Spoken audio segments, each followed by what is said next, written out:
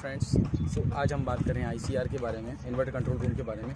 तो हमारा सबसे पहला काम क्या है कि फाउंडेशन का जितना भी वर्क है एज अ सिविल इंजीनियर हम करेंगे एग्जीक्यूशन का work according to drawing specification. जो भी ड्राइंग्स में गिवन होगा अकॉर्डिंग टू हम ड्राइंग काम करेंगे। देखिए यहाँ पर ये पाइल्स जो आप दिख रही हैं 1 2 3 4, अब इसका भी एक सर्टेन डिस्टेंस है और वो भी सर्टेन डिस्टेंस हमने मेंटेन किया है। ठीक है, अब आप जरा ड्राइंग में बताएं सर।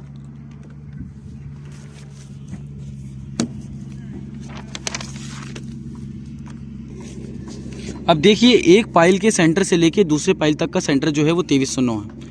अब ये सेकंड वाले पाइल जो ग्रिड लाइन दिख रही है ना, सेकंड वाले पाइल से थर्ड वाले पाइल तक का जो डिस्टेंस है वो 3609 है।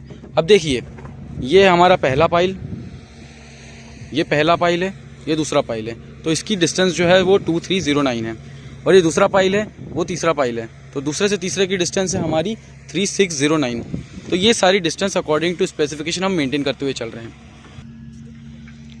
सो फ्रेंड्स, आप देख सकते हैं कि यहाँ जो हमारा FGL है, अब FGL से जो है 1.350 जो है ये हमारा टॉप ऑफ कंक्रीट है। टॉप ऑफ द कंक्रीट हम इसकी बात कर रहे हैं, ये टॉप ऑफ द कंक्रीट है। अब FGL से जो है ये 1 मीटर ऊपर है और इसके ऊपर 350 mm का जो है हमारा बीम आएगा। 350 mm मतलब हमारा जो टोटल टॉप ऑफ कंक्रीट है वो आएगा 350 mm। अब जैसे यहाँ से यहाँ तक की जो डिस्टेंस है ये शटरिंग की है, ये हमारा 225 mm है। अब इसके ऊपर जो है हमारा 130 mm का ग्रेड स्लैब आएगा, तो टोटल कितना हो जाएगा 350 mm। तो फ्रेंड्स आप देख सकते हैं कि ये है 225 mm। अब 225 mm के बाद हमारी जो है ये 130 mm, ये 130 mm की जो है ये हमारा स्लैब आएगा, तो टोटल हो जाएगा 350 mm।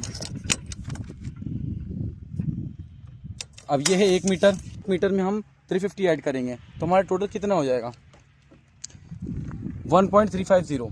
तो मतलब जो है हमारा FGL से लेवल मेंटेन हो जाएगा। FGL जो भी लेवल है हमारा, जो फ्लोर ग्राउंड लेवल है, वहाँ से पहले हम 1 मीटर इसको ले रहे हैं, मतलब 1 मीटर के ऊपर हमारी ये वाली शटरिंग लग रही है। क्योंकि देखिए बीम का जो साइज़ है वो 230/350 mm है, अकॉर्डिंग टू ड्राइंग हमें दिया गया है। ड्राइंग देखें आप, देखिए यहाँ पर ये ग्रिड 1 है, ग्रिड 2 है, पाइल टू पाइल डिस्टेंस जो है 2609 है। अब यहाँ पर आप देख सकते हैं कि यहाँ पर जो है B1 230350। अब यहाँ पर जो हमारी विड्थ ऑफ बीम है वो 230 mm की है। देखिए अकॉर्डिंग टू ड्राइंग हमें मेंटेन करना पड़ेगा कि जो हमारा डायमेंशन है बीम का 250/350, तो ये हमें according to drawing specification maintain करना पड़ेगा। अब पीछे में जो है वो भी यही साइज़ है, ये जो साइज़ है वो बीम का हम पूरा मेंटेन करते हुए चल रहे हैं 230/350 mm। अब इसके ऊपर जो ग्रेड स्लैब डलेगा, देखो सबसे पहले यहाँ पे रेनफोर्समेंट डलेगा। अब रेनफोर्समेंट में भी देखिए गिवन है यहाँ पे कि जो टॉप ऑफ द बार है वो 12 mm की है। ठीक है, अब नीचे में जो बार चल रही है वो थ्रू चल रही है 12 mm की।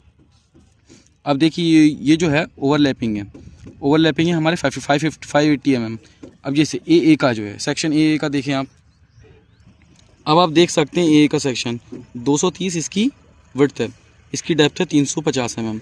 अब देखिए नीचे में 12 mm की 3 बार है, ऊपर में 12 mm की 2 बार है, मतलब थ्रू है, मतलब वो लंबे स्पान तक चलेगी। ये 3 नीचे हैं, 2 ऊपर है।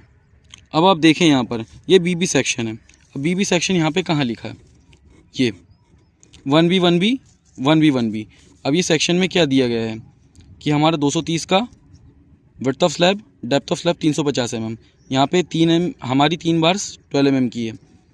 अब देखिए यहाँ पर ऊपर में एक स्पेसर बार के साथ 4 बार लगी हुई है, ऊपर में 2 12 की है और नीचे में 2 12 की है। अरे जो एक्स्ट्रा बार्स लगी है ना, ये हम उसकी बात कर रहे हैं। तो इस तरीके से अकॉर्डिंग टू ड्राइंग, इस तरीके से अकॉर्डिंग टू ड्राइंग स्पेसिफिकेशन काम होता है। ये है हमारा ICR, ये है हमारा IDT। हम सोलर प्रोजेक्ट में इसी तरीके से वीडियो बनाते रहेंगे। Thank you friends.